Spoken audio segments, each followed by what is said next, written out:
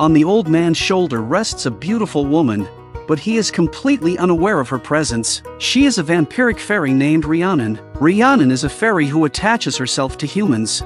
She grants them wisdom, but at the cost of draining their blood. Though fairies rely on blood for sustenance, she has never taken a drop from the old man. She simply stays by his side, spending day after day with him. The old man's name is Joel, a renowned writer. He lives alone. In the stories Joel writes, Rhiannon's shadow is everywhere. A long time ago, they met in a rose garden. At first sight, both were immediately taken with each other. But after that day, Joel never saw Rhiannon again, so he turned their beautiful bond into a story. Yet, Rhiannon had always been with him.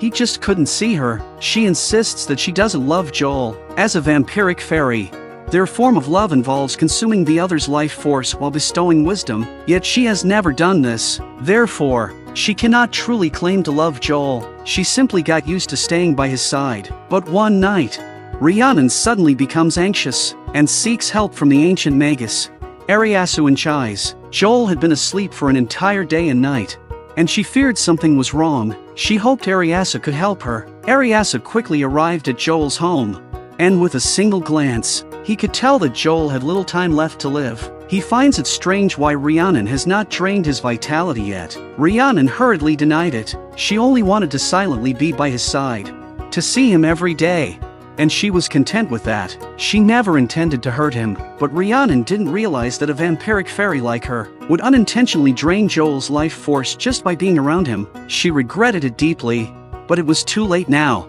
At this point, Joel's life was almost at its end. With Arias's help, Joel woke up, but his life was now limited to only a week. Not wanting to scare Joel, Ariasu transformed into a human. He then asked Joel if he feared death. Joel answered that no one is without fear of death, but death is inevitable for all. His only wish now is to meet that girl from the rose garden again. Ever since his wife passed away, he had been living in a daze, until that day when he met Rhiannon in the rose garden. Since that day, Joel has always longed to see Rhiannon once more. Chise, who had been listening from outside the window, was deeply moved by their story. She decided to do everything in her power to help them. Chise remembered reading in a book about a forbidden magical ointment in the magical world. If this ointment were applied to a human's eyelids, they would be able to see fairies. To make the magical ointment, Chise spent 5 full days and nights without rest. On the 6th day, she finally succeeded. She then gave this precious ointment to Rhiannon. Together, they went to the place where they first met. Rhiannon gently applied the ointment to Joel's eyes. When Joel opened his eyes, he finally saw again the person he had longed for. But at that moment, Joel seemed unusually calm. He spoke to Rhiannon.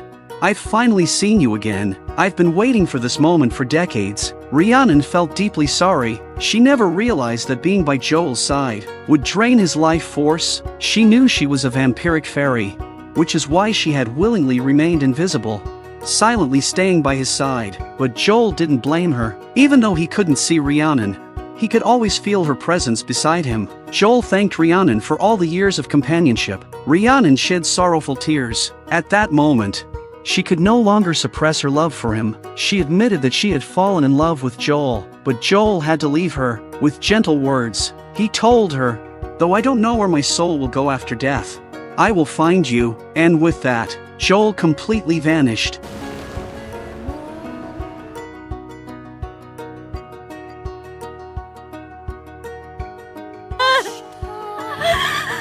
Since then, Rhiannon has remained there, waiting for Joel.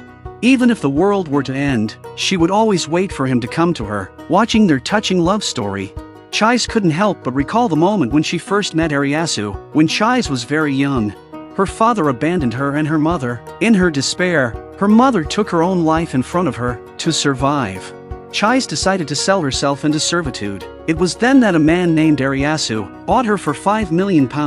He told her she was a slave beggy, a special magus who could draw magic from her surroundings and from within herself. However, this would severely drain Chise's body, and she was destined to die young. After the transaction, Ariasu gently embraced Chise. With a burst of light, countless thorns appeared around them. When Chise opened her eyes again, she found herself in a place that resembled paradise, a peaceful sanctuary far from the world she had known. This was Ariasu's home, the place where she would live from then on. Arasu unlocked the chains that bound Chise and told her he was a Thorn Mage. From now on, Chise would live here as his apprentice. Arasu prepared a bath for Chise and set out a delicious meal for her. This brought Chise a warmth she hadn't felt in a long time. Arasu truly cared for Chise, treating her like family. He even gave her a magical stone, reminding her to always keep it with her. That night, Chise returned to her room. As she felt the comfort of the bed, she soon fell asleep. But in the middle of the night, she was woken up. The little fairies who lived nearby had come to visit her. They wanted to invite her to play in the forest. Chise hesitated for a moment, but then decided to follow the fairies. The forest at night was sparkling with lights, so beautiful. As they walked, they chatted, and without realizing it, they found themselves deep in the forest. Chise felt something was wrong and wanted to go back, but just then, the fairies revealed their true intention. They planned to take Chise to the fairy kingdom. The gateway to the fairy kingdom was right before them. Chise refused to go with them, wanting to return, but the fairies refused to let her leave and began to enchant her, telling her that she was always a homeless soul. Only in the fairy kingdom would she find true happiness. Chise's heart began to waver, and her consciousness started to blur, but she clung to herself, scratching her skin to stay awake. She wanted to go back to the home she had just gained, and there was only one reason. Arasu was her family. At that moment, Arasu suddenly appeared. The magical stone on Chise's body had guided him to this place.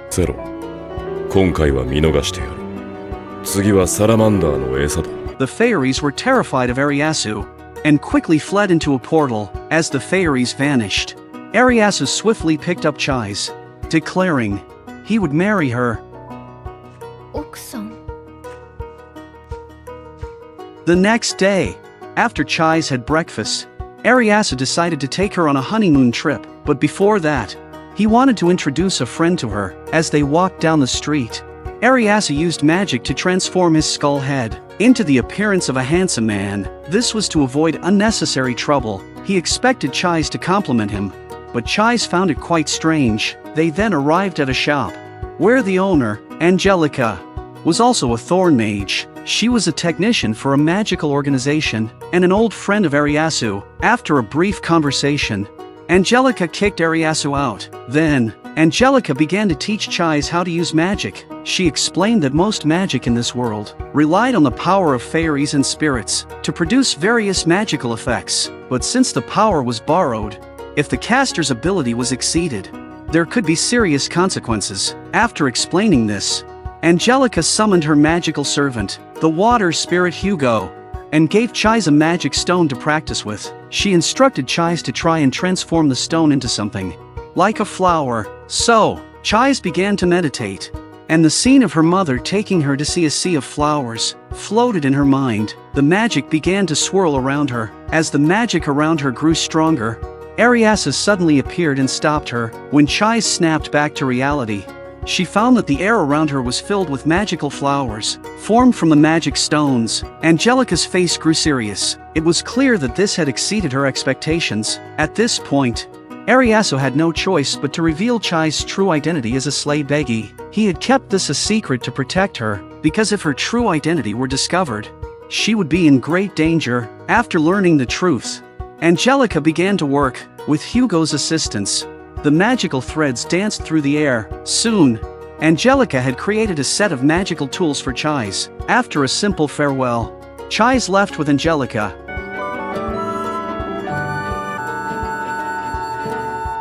As soon as they reached the doorstep, they found someone waiting for them. It was Karamu, the priest from the nearby village. Chise had assumed that Karamu and Arasu would have a bad relationship, but to her surprise, they seemed to get along very well. Karamu was there with a commission from the church. There were certain matters they couldn't handle, but Arasu could easily resolve. Before Karamu left, Arasu gave him a package. Chise was curious about what was inside the package. Karamu explained that the package contained medicinal herbs made with magic. After Karamu left, Arasu told Chise that the villagers around here had all received Arasu's kindness. As a Thorn Mage, Arasu had already integrated into the lives of ordinary humans. His magic brought many conveniences to their daily lives. With that, Arasu and Chise set off on their honeymoon trip, also to fulfill the church's commission. However, they hadn't gone far when they encountered a giant dragon descending from the sky. The dragon immediately grabbed Chise and lifted her into the air. On the dragon's back sat a man with golden hair. He told Chise that they were heading to the last land of the dragon race. After flying for what seemed like an eternity, they finally arrived at the Dragon Kingdom. This was the last home of the dragons. The evil dragons had long been expelled, and only kind-hearted dragons remained.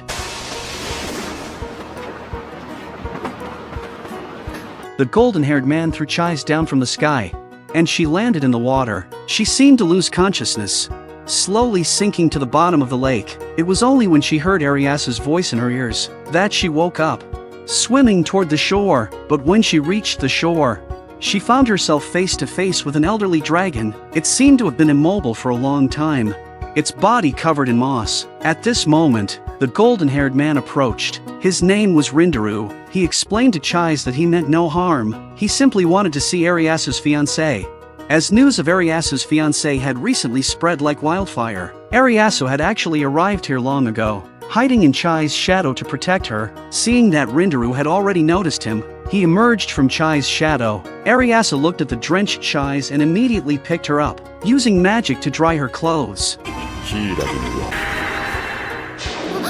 Rindaru, the caretaker of this land, though he appeared young, had actually known Ariasu for over 300 years. Rindaru and Ariasu had business to discuss, so they left Chise to play with the young dragons. However, Chise couldn't shake the feeling of concern for the elderly dragon. She walked over to it. The old dragon told her that it was close to death, and asked her to go play with the lively young dragons instead. The young dragons told Chise that the old dragon would soon turn into a great tree. Here, the large trees and boulders were all once old dragons that had passed away. Chise reached out and gently touched the old dragon's battered body, asking if it hurt. To the old dragon, it had lived far too long, and death might be a form of release. As time passed, all ancient things would eventually be replaced, and this old dragon was no exception. But it wasn't afraid. Dragons, unlike humans, lived every moment of their lives to the fullest, and they longed to return to nature after death. Chise couldn't help but reflect on her own past. In her painful memories,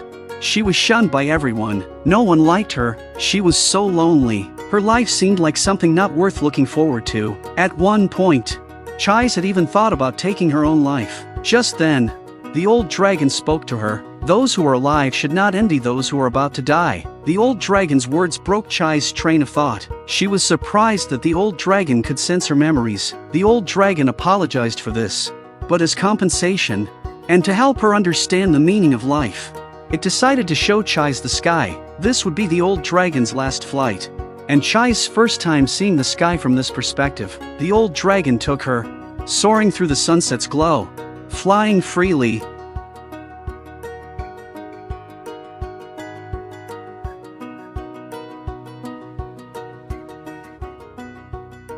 When they returned to reality, the old dragon calmly awaited death's arrival. In its final moments, Chise stayed by its side. The old dragon's life came to an end, and in an instant, its massive body transformed into a towering tree. Its last wish was for Chise to use a branch from its body to make a staff of her own. At this moment, Rindaru approached and told Chise not to be so sad, for this was the final fate of all dragons. After a dragon dies, its body returns to nature, becoming a home for other creatures. This, perhaps, is the gentlest and most meaningful death in the world.